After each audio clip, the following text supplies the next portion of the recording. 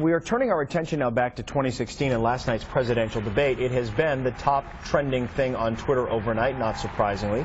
Matt Engel is here of the Lone Star Project, and it's a political action committee here in Texas that, in its own words, exists to counter misinformation with facts. So we're glad that Matt is here this morning to talk about some issues that are particularly of interest here in Texas. Matt, thank you for being here. We appreciate it. I'm glad to be here. We're going to talk in a moment about immigration, but first, they made gun control a key point of this debate very early on as they talked about the Constitution, specifically the Second Amendment. Let's take a listen here.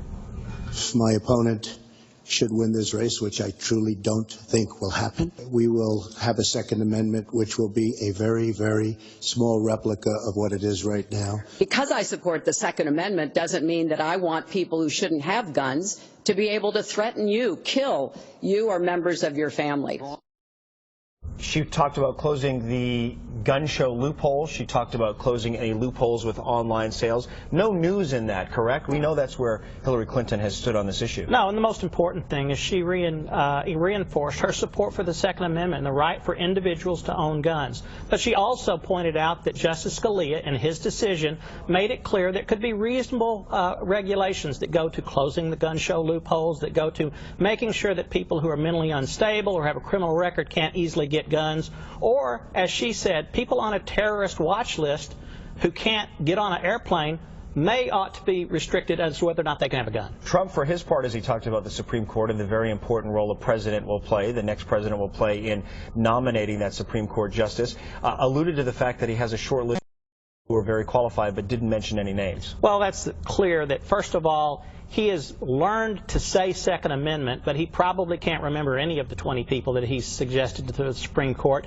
He really played out a very dark, very negative view of the United States. That debate went an hour and a half, and I don't remember him saying a single good thing about the United States of America. Well, let's talk about immigration if we can here for a moment, because he circled back to a much earlier talking point early on in his campaign, talking about the criminal acts of undocumented immigrants in this country.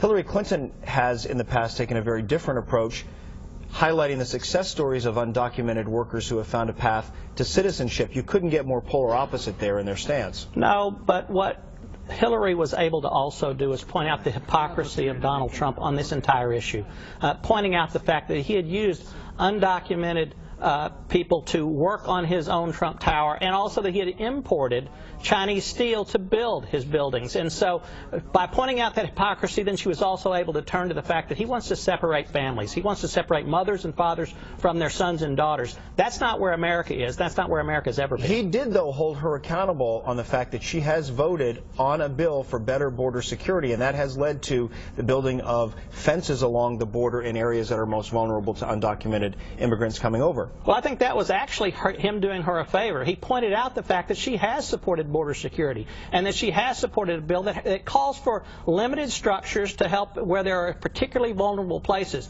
But he's talking about building a whole wall along the border, which he really choked on when he went to Mexico to talk about. Then also what he's failed to do is to explain how he would enforce his so-called deportation force, which would literally take people out of their homes and separate fathers and mothers from sons and daughters. And we'll see today if there's any clarification on any of those points, as is often the case from the spin room from both candidates. Matt, thank you very much. We appreciate it. Thank you. And we'll be back here in just a moment. You're watching